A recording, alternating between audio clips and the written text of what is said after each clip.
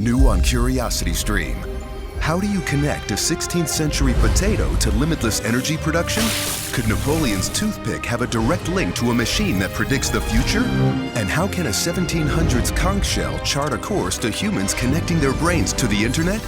James Burke's visionary series Connections returns for a new generation.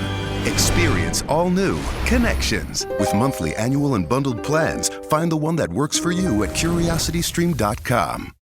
Gather those you cherish most for a holiday tradition unlike any other. Don't miss the chance to celebrate the season with candlelight Christmas evenings at Biltmore. Experience America's largest home, illuminated in the soft glow of candles, crackling fireplaces, and warm holiday cheer. This is Christmas as it was meant to be. This is Christmas at Biltmore. Plan your visit at Biltmore.com. This is Spacetime, Series 23, Episode 132, for broadcast on the 9th of December 2020. Coming up on Spacetime, discovery of a likely source for the famous WOW signal, a Bose-Einstein condensate created in Earth orbit, and assembly begins on NASA's first SLS rocket. All that and more coming up on Spacetime. Welcome to Spacetime with Stuart Gary.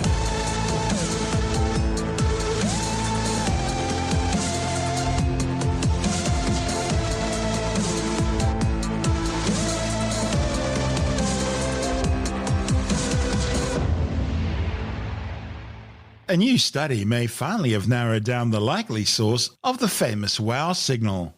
The 72-second-long extraterrestrial signal, detected by the Ohio State University's Big Ear Radio Telescope in 1977, was so strong and unusual, astronomers circled a printout of the signal data, writing the term WOW next to it in the margin. For years, it was thought by many to be the most promising sign of possible extraterrestrial intelligence. That's because it seemed to be so unusual from anything occurring naturally in nature. But the signal, which originated from the HD 1645-95 system, was never repeated, nor has anything like it ever been observed in any other part of the sky. And so, for many, the signal has long since faded into history.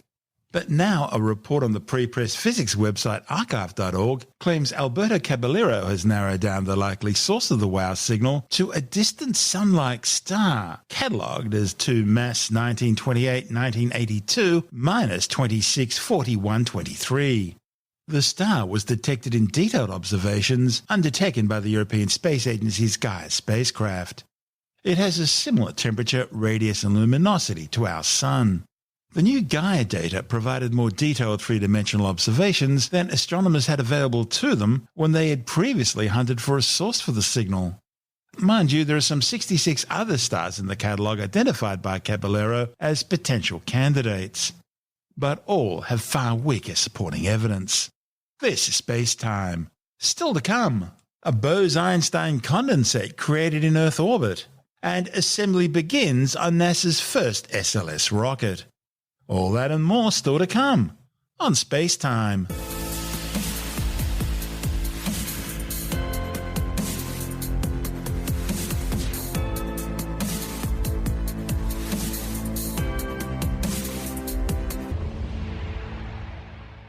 NASA says its Cold Atom Lab aboard the International Space Station is opening new windows on some of the fundamental physics of quantum mechanics.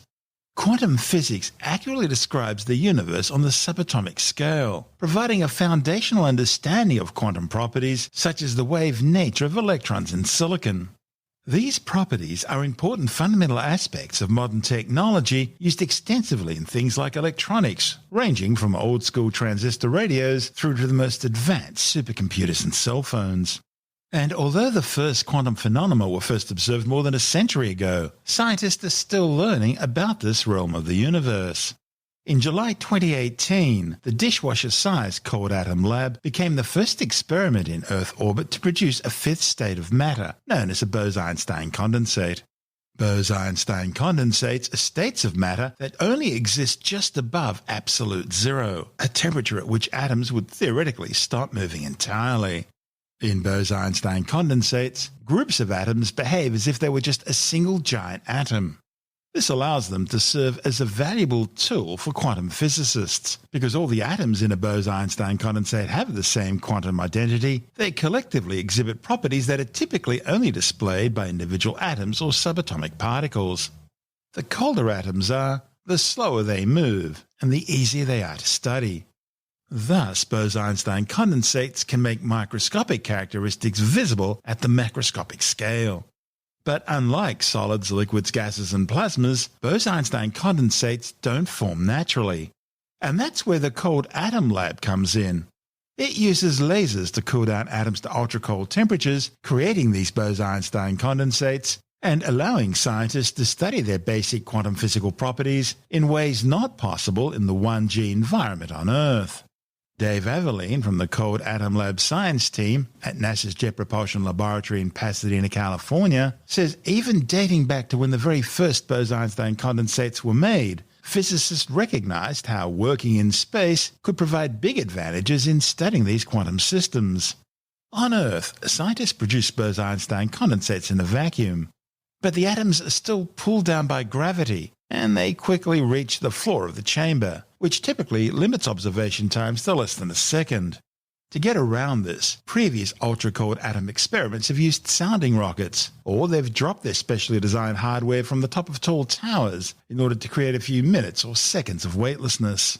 But the weightless environment of the space station allows Bose-Einstein condensates to float around without touching surfaces, thereby resulting in far longer observing times. From its perch on the orbiting outpost, the Cold Atom Lab has provided scientists with thousands of hours of microgravity experiment time, allowing them to repeat their experiments multiple times and to exercise more creativity and flexibility in the experiments they conduct. And ultra-cold atom facilities in space should also be able to reach colder temperatures than Earthbound laboratories. One way to do this is to simply make the ultra-cold atom cloud slowly expand, which causes them to get colder. And it's much easier to do that without gravity pulling the atoms to the ground. Longer observing times and colder temperatures both provide opportunities for deeper insights in the behaviors of atoms and Bose-Einstein condensates. This report from NASA TV. It's kind of crazy to think that you make something cold by shining light on it. Normally we think about shining light on something and making it hot. Laser cooling does something quite counterintuitive. It makes something cold by shining light on it. Temperature is about motion. The molecules in the air in this room are moving really fast, about 300 meters per second. If you cool down a gas, you're making the atoms and molecules move more slowly. And getting to the lowest possible temperatures, that's the extreme that we're trying to go to on Cal, and we learn something new when we go to those extremely low temperatures. We start with atoms that are actually room temperature, even a little bit hotter than room temperature. We just have a vapor of them in a glass cell, where we use radiation pressure from lasers to slow down atoms. As it turns out, light pushes on stuff. We don't feel it when we walk out in the sunlight, but for something as light as an atom, the push that you can exert by shining light on the atom, in our case laser light, can be really significant. We don't actually use two lasers, we actually use 6. So there's 2 this way, 2 vertical, 2 in and out. And so no matter which way the atom's moving, it's always moving towards one of the lasers, and that causes it to slow down and cools them down to 1,000th of a degree above absolute zero. But eventually, to get to the temperatures that we need for Cal, we actually have to turn off the lasers. And what we do is we move the atoms so that they're held by magnetic forces. And what we can do now is we can just adjust the magnetic field so that this trap that they're held in is not very deep. So we can make it so that the most energetic atoms just have enough energy to just move off and escape, and they fly away. We can actually pull out just the hot atoms, leaving the rest of them at a colder temperature. This is called evaporative cooling. It's essentially the same as when you blow on your coffee cup. The hottest molecules make it out of the water, and if you can constantly be blowing those away, you can cool down your coffee. And that gets us all the way down to these temperatures of microkelvin, a millionth of a degree above absolute zero. But it turns out you can get even colder by using another really old trick called adiabatic expansion. If you take any gas and you expand it, it'll get colder. So we're doing the same thing on a sort of small scale. We have this little small sample of atoms that are confined by magnetic fields. And what we're doing is we're reducing the strength of that magnetic field, which lets the atoms expand out something like a factor of 1,000, which causes them to cool off by a factor of 1,000. This trick works so well, we get down to temperatures below 1 nanokelvin, 1 billionth of a degree above absolute zero. And it's being done on the Cold Atom Laboratory every day. And in that report from NASA TV, we heard from Cold Atom Lab Principal Investigator Bill Phillips, Cold Atom Lab Project Scientist Rob Thompson, and Cold Atom Lab Principal Investigator Cass Sackett. This is Space Time. Still to come, assembly begins on NASA's first SLS rocket, and China's Chang'e 5 sample return mission successfully lands on the lunar surface. All that and much more still to come on Space Time.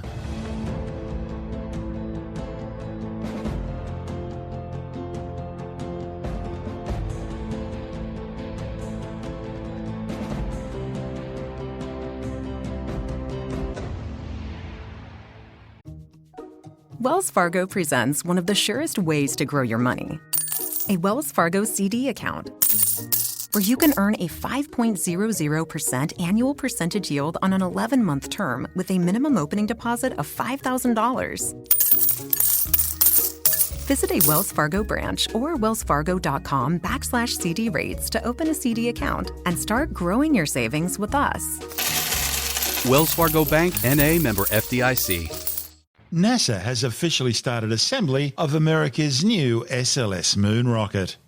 Engineers lowered the first 10 segments of the giant launch vehicle's solid rocket boosters into position inside NASA's iconic vehicle assembly building at the Kennedy Space Center in Florida. The Heavy Lift SLS, or Space Launch System, is humanity's first moon rocket since the days of the mighty Saturn V Apollo moon rockets and their failed Soviet Union counterparts, the N-1, back in the 1960s. The 111-metre tall rocket will undertake an unmanned maiden first test flight, Artemis 1, slated for launch in November next year, on a journey looping around the moon. It'll be fitted with an Orion spacecraft, as well as a payload of CubeSats, which will be placed into a translunar injection trajectory. The Artemis 1 mission will be followed in 2023 by Artemis 2. That'll be the first to carry a crew, and it will also undertake a lunar flyby. Current plans call for the Artemis 3 mission, slated for launch in 2024, to return humans to the lunar surface for the first time since Apollo 17's historic mission in December 1972. At this stage, the fourth SLS launch will carry the Europa Clipper mission to Jupiter in 2025, with 5 more Artemis missions slated to fly by 2028. Stacking the first sections of the SLS's twin solid rocket boosters, which are based on those used on the Space Shuttle, on the mobile launcher, marks a major milestone in the Artemis program. It follows Northrop Grumman's recently completed first full-scale test of an SLS solid rocket booster at the company's Promontory, Utah test facility. Meanwhile, the SLS core stage is still undergoing its test program at NASA's Stennis Space Center in Mississippi. Over the next few weeks, engineers will load the 65-metre-long core stage with propellant and liquid oxygen. They'll then carry out a full engine test burn, firing its 4 main Space Shuttle-sourced engines to simulate a launch and ascent to orbit. But it's those 2 solid rocket boosters flanking the core stage which will do most of the heavy lifting during the launch. The boosters burn 6 tons of solid aluminum-based propellant every second, together producing some 39.1 meganewtons of thrust, providing 75% of the SLS vehicle's total thrust at liftoff. This is Space Time. Still to come, China's Chang'e 5 lunar lander successfully touches down on the surface of the moon, and later in the science report, a new species of carnivorous dinosaur discovered in Argentina. All that and more still to come on Space Time.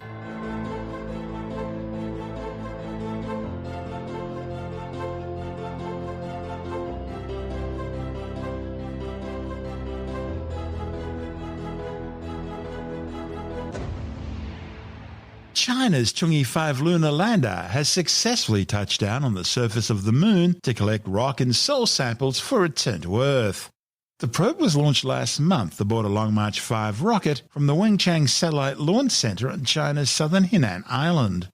The 8.2-ton probe, which includes an orbiter, lander, ascent vehicle and re-entry capsule, entered a 400-kilometre high lunar orbit 112 hours after launch and following a 17-minute orbital insertion engine burn, slowing the spacecraft down enough to be captured and placed into orbit by the Moon's gravity.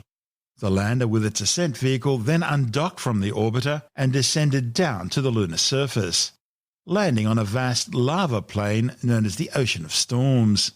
The mission is currently drilling down to 2 meters below the lunar surface, collecting up to 2 kilograms of rocks and regolith over the course of one lunar day, which equates to 14 Earth days. Those samples are being placed in a metal container in the ascent stage, which will eventually launch back into orbit from the top of the lander. If all goes well, it'll rendezvous with and dock with the orbiter. The ascent vehicle will then transfer its payload container to the orbiter's attached re-entry capsule for the journey back to Earth. After undocking from the ascent vehicle, the orbiter will reignite its main engine for the return to Earth. As the orbiter nears Earth later this month, the re-entry capsule with its payload container will detach and parachute down into northern China's Inner Mongolia. Meanwhile, back on the lunar surface, the lander will continue its work undertaking scientific observations using its 3 primary instruments. There's a panoramic camera to map the topography of the landing site, an infrared spectrometer to determine the composition of the local geology around the landing site, and a soil measurement instrument to analyze the subsurface structure of the drilling point. The flight marks the first sample return mission to the lunar surface since the American and Soviet Union moon missions of the 1960s and 70s. This is Space Time.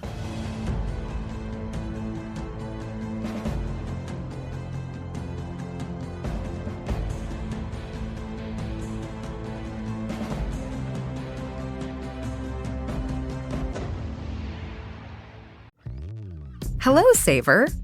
Whether you're saving for that trip to the tropics or saving for an emergency, now is the time to take advantage of Wells Fargo's savings options. Wells Fargo offers savings accounts that can help you save towards your goals. So, what are you saving for? Visit a Wells Fargo branch or wellsfargo.com/save to open a savings account today. Wells Fargo Bank, N.A., member FDIC. And time now to take another brief look at some of the other stories making news in science this week with the Science Report.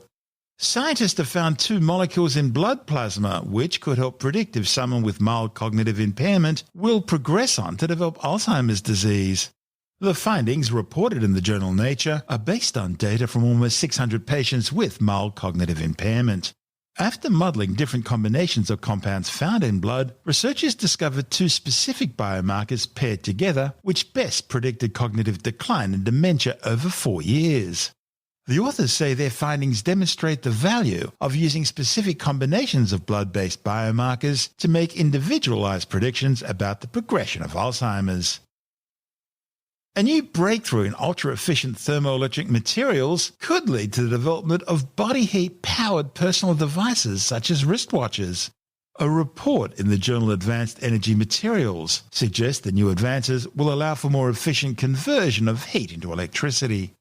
The process of heat harvesting takes advantage of the free, plentiful heat sources provided by things like body heat, cars, and industrial processes.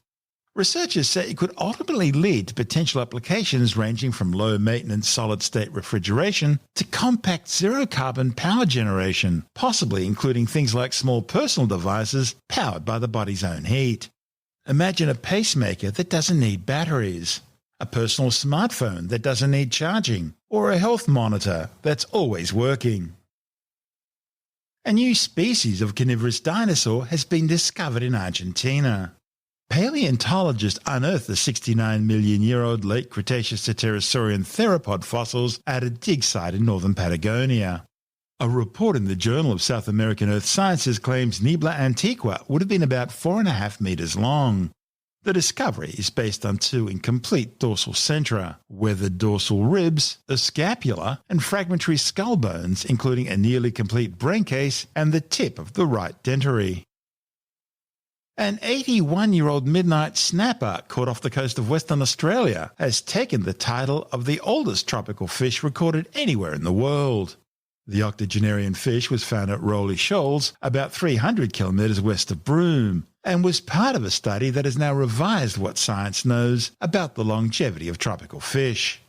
Researchers identified 11 individual fish that were more than 60 years old, including a 79-year-old red bass. Australian Institute of Marine Science fish biologist Dr. Brett Taylor, who led the study, says the midnight snapper beat the previous record holder by 2 decades. The research will help scientists understand how fish length and age will be affected by climate change. Marine scientists are able to accurately determine the age of fish by studying their ear bones, which contain annual growth bands that can be counted in much the same way as tree rings. Although you've got to admit there's something rather ironic and sad about the fact you've got to kill the fish in order to determine how old it is. The rise of the gigabit internet in Australia and around the world, and 5G's dirty little secret are two of the topics dominating the world of technology right now. With the details, we're joined by Alex Zaharov-Reutt from ITWire.com. Gigabit internet is 1,000 megabits. And, in Australia we talk about 100 megabits. And, I remember when the first modem was 300 bits per second. Now we talk about megabits and remember gigabits. The noises? I used to whistle along to it. And I remember when the 56K modems had a different sound to the earlier. They all had a different sound to each other as time went on. But look, the gigabit speeds are now becoming much more widely available. They've been available in places like South Korea and Hong Kong for the last few years. My cousin has a gigabit connection at his place in Hong Kong. And, I was seeing speeds of 900 megabits download. But, 300 megabits would be a bad day. And, in Australia for many years, before we had the NBN, which brought a mixture of fibre to the node, fibre to the curb, and fibre to the premises directly, as well as wireless. ADSL, too, was giving people average speeds across Australia of 5 megabits. So we've come a long way since then. And there's a lot further to go, both with fixed fibre and with wireless in 5G. Australia's internet's still a bit of a hodgepodge, really, isn't it? It is. As I mentioned before, fibre to the node, fibre to the curb, and then fibre to the premises, where fibre goes right to your house as opposed to going to a box at the end of the street, which then uses copper to come to your place. I mean, that's still a much faster way than plain ADSL. VDSL is what it's called, and VDSL was being tested in 2005. Unfortunately, we didn't go with a fibre to every home scenario, which unfortunately would have taken a lot longer to build and would have been much more expensive. But now that the Mark 1 NBN has been built, they're now going to spend $4.5 billion to give people fibre if they're willing to pay for fast internet speeds. And today in Australia, a gigabit connection is available for as low as $150 a month, much cheaper than it was before. And in places like the US, there are plenty of providers that have gigabit fibre options. And in Japan, I remember 3 or 4 years ago hearing that they had 2 gigabit services already. So the wired world is only getting faster, but of course the other side of the equation is 5G. And there's a dirty little secret there. Tell me about it. Yeah, well, I've been using some 5G devices, and I've noticed that whilst I can get some really fast download speeds on 5G, the upload speeds haven't been as impressive. And I've noticed when I do speed tests against 5G and 4G in the same location that I can get very good download speeds with 4G, sometimes just as fast or even faster than the 5G, and often the upload speeds are faster as well. But look, I've been able to get on 2 different networks speeds of almost 500 megabits or almost half a gigabit. But normally you're getting anywhere from sort of 40 megabits up to 100, 200, 300. It just depends where you are.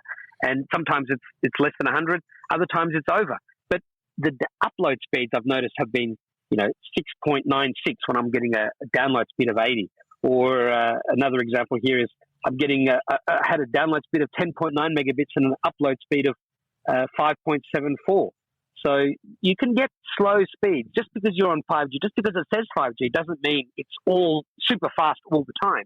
Yeah, there are times when you can get 4G just as fast. But I think this is because 5G still hasn't been as widely rolled out yet as it will be. How does Australia compare to the rest of the world when it comes to download and upload speeds? Well, having a look at the World Population Review website, they've got Singapore at number 1 with 191 megabits average download speed, South Korea number 2, 155, Taiwan 151, Hong Kong 151, and Romania in the top 5 at 130. We've got the United States at 115, but we have to go all the way down past New Zealand at 21 21st spot with 96.97 megabit average download speeds.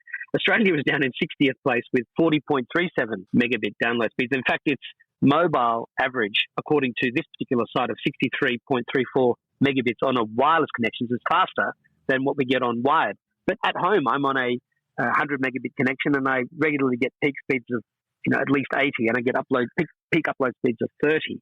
So it just depends. I mean, this is a countrywide average. And at the bottom of the list, we have Yemen at 3.54 megabits and Turkmenistan 176 at 1.76.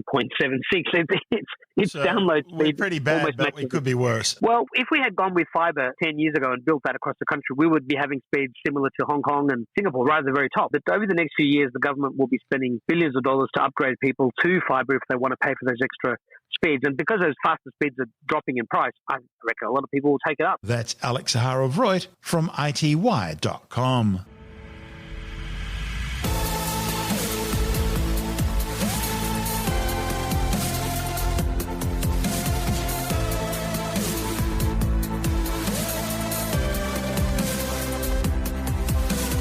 And that's the show for now. Spacetime is available every Monday, Wednesday and Friday through Apple Podcasts, iTunes, Stitcher, Google Podcast, Pocket Casts, Spotify, Acast, Amazon Music, Bytes.com, SoundCloud, YouTube, your favorite podcast download provider, and from spacetimewithstuartgary.com. Spacetime's also broadcast through the National Science Foundation on Science Zone Radio and on both iHeartRadio and TuneIn Radio. And you can help to support our show by visiting the Spacetime store for a range of promotional merchandising goodies, or by becoming a Spacetime patron, which gives you access to triple episode commercial-free versions of the show, as well as lots of bonus audio content which doesn't go to air, access to our exclusive Facebook group, and other rewards. Just go to spacetimewithstuartgary.com for full details. And if you want more Spacetime, please check out our blog, where you'll find all the stuff we couldn't fit in the show, as well as heaps of images, news stories, loads of videos, and things on the web I find interesting or amusing. Just go to spacetimewithstuartgary.tumblr.com. That's all one word, and that's Tumblr without the E. You can also follow us through @StuartGary on Twitter, @SpaceTimeWithStuartGary on Instagram, through our Spacetime YouTube channel, and on Facebook, just go to facebook.com/Spacetime with Stuart Gary. And Spacetime is brought to you in collaboration with Australian Sky and Telescope magazine, your window on the universe. You've been listening to Spacetime with Stuart Gary. This has been another quality podcast production from Bytes.com.